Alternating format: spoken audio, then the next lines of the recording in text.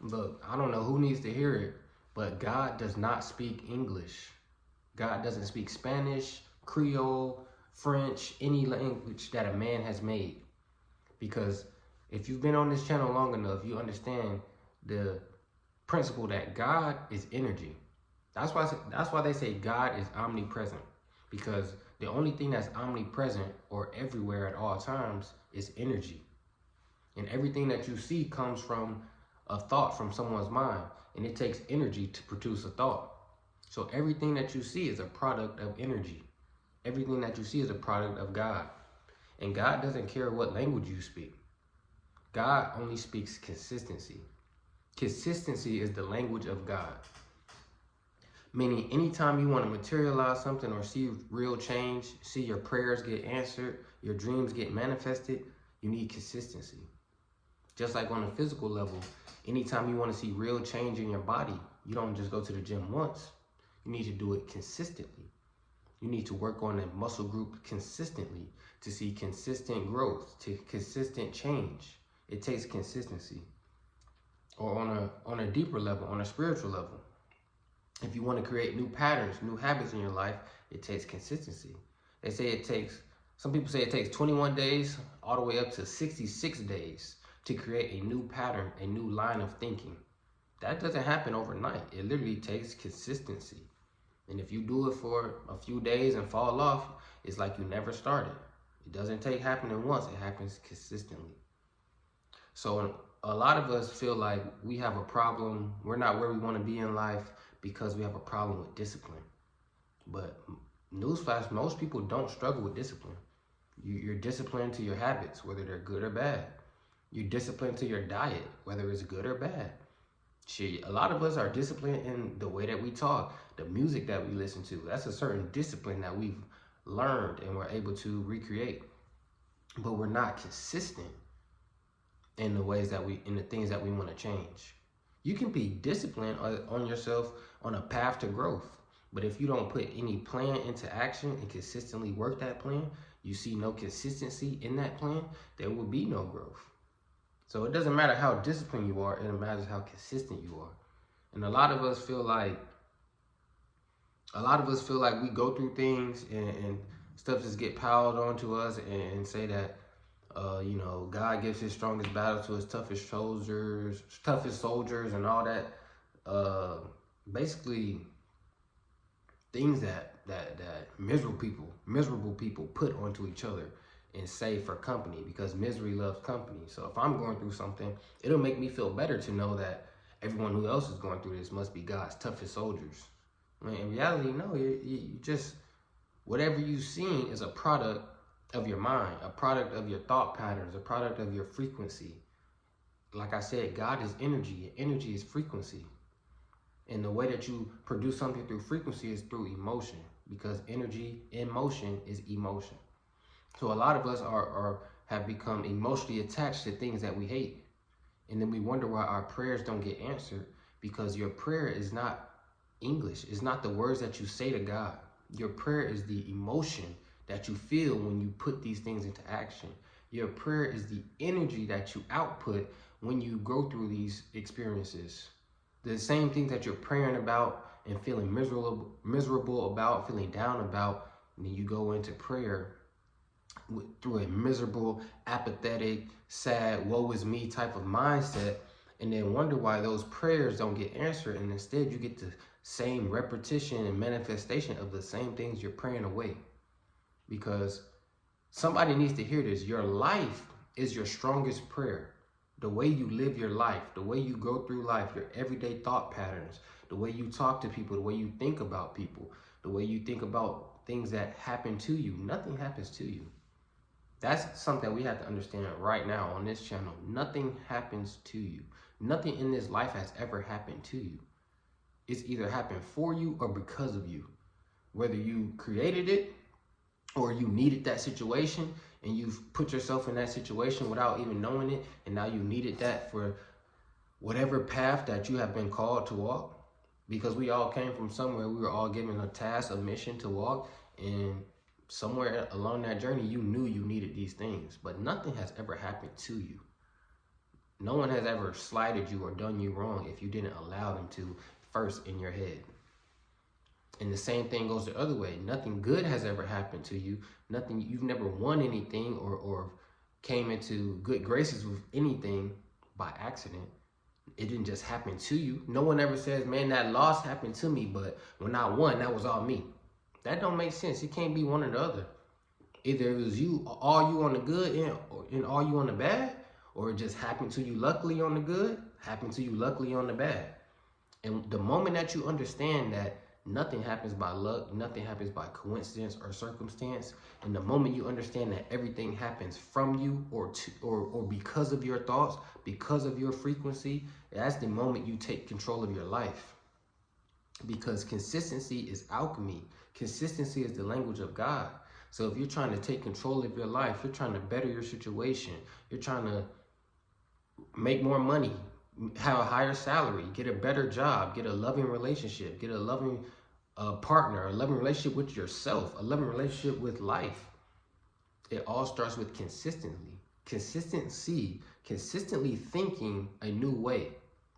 Instead of looking at life like, man, this shit just, man, another day, 9 to 5. I pride myself on being probably the most observant person in the room. I maybe not be the smartest in the room. I may not be the richest in the room, but I'm going to be the most observant. And every day, it's like clockwork. I ask somebody, how's you doing? At my job, I'm here. It's Monday. We back. I'm trying to get through it. It's 8 o'clock on a Monday. You're already miserable. You're consistently in that pattern. I ask the same people the same questions every day. They give me the same answer. People tell me consistently that they love my energy because I purposely put myself in the mindset every morning. I'm listening to audiobooks on the way to work. I'm doing something positive. I got podcasts playing, something that's going to put me in the right mindset because I love my life. It's a privilege to have this life, even if I'm trying to change it. It's a privilege to be in a circumstance to where I want to achieve more. It's a privilege to be in a circumstance where I know that my life can be better than this. But a lot of people go through this life with this apathetic, like, hey, I'm just here. It's another day. I'm on the hamster wheel. Got to get my 40 for 40 years. 40 hours a week for 40 years. All these common things that miserable people put onto each other. Miserable people say shit like that so other miserable people can feel them, because humans, genetically, biologically, humans are made for groupthink. Meaning humans want to feel like we're a part of a group, that we have a pride, a company with us. We have friends. We got people who we can, this is our tribe. And I feel comfortable with them. So if I'm going through this same situation, I'm feeling miserable every day. I'm feeling like, man, I got to come in here and clock into a job I hate. It'll make me feel better to know that these people who I work with feel the same way. But what if we all adopted the mindset that, man, instead of I gotta go to work, it's I get to go to work. I get to wake up and put my foot on the pedal and drive a car. You know what I'm saying? I don't have to. Some people gotta ride the bus. But instead of I gotta ride the bus, shit, I get to ride the bus. I get to pay this bus fare. Some people can't do that. Some people gotta walk. Some people don't got nowhere to go. Some people wake up every day with nowhere to go. And instead of coming to work with the mindset that, damn, I'm blessed, I get to be here, I get to impact people, I get to spread my light, you come to the mindset, oh, that shit, I'm here.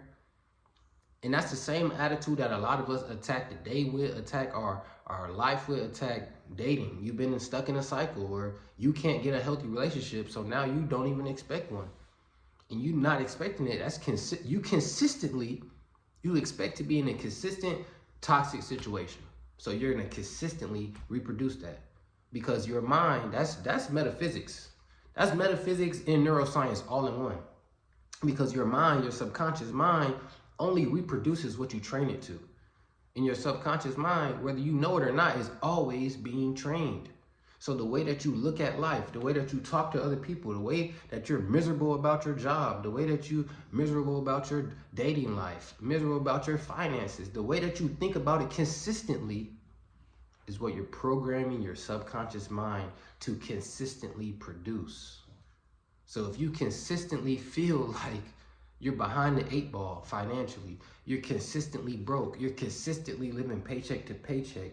You're consistently waiting on your work paycheck. You're not expecting to get money in any other ways. And your subconscious has programmed itself to tune out all other ways that money can come to you.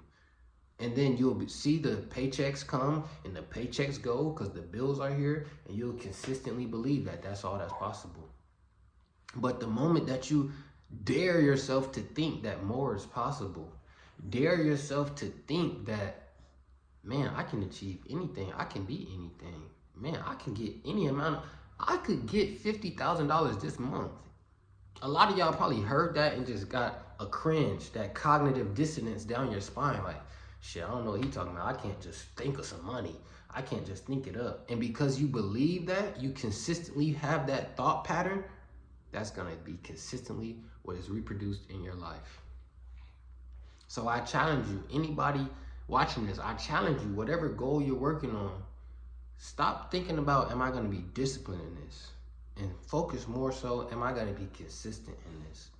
The way that you look at life, the way that you look at your goals, the way that you look at whatever circumstance you may not be happy with in life, have a new thought pattern. But the thing is, a thought pattern can't be adopted overnight. You can journal about it, you can write about it, you can pray about it, and you can do the things on the physical plane to align yourself with it. But it's still going to take consistency. Some people say 7 days, some people say 21, some people say 66. But no matter what, it's going to take multiple days. It's going to take consistency to ingrain yourself with a new thought pattern, a new belief system. And the moment you do it in any area of your life, you're going to have a light bulb go off that, oh shit, damn, all I had to do was believe that and it happened. Damn, all I had to do was hold this idea for 4 or 5 days, and then, whoa, this thing that I've been procrastinating on, I just happened to do it. It just happened to fall into my lap. All it's going to take is one time of you changing your thought pattern to realize, whoa, if I can do it in this category, why can't I do the same thing in that category? If I can change my housing situation, why can't I change my dating life? If I can change my money situation, why can't I change my fashion sense? Whatever you want to change, like, it's going to take one situation of you proving it to yourself before you can reproduce it over and over and over. And then you found the hack for life. Because the Bible tells us that man can be given nothing on earth unless it is first given to him within heaven. The Bible tells you that heaven is within you. Your body is the dwelling place of the Holy Spirit, aka your body is the dwelling place of heaven. The Holy Spirit lives in heaven, and the Holy Spirit lives within you. So that means your body must hold heaven. So in order to give yourself something on earth, you must give it to yourself in heaven, aka give it to yourself in thought. Give it to yourself in consistent belief system. If you can't believe it in here, it's never going to show out there. So I don't know who needs to hear this, but it's not about discipline. It's not about any of that shit. It's about consistency.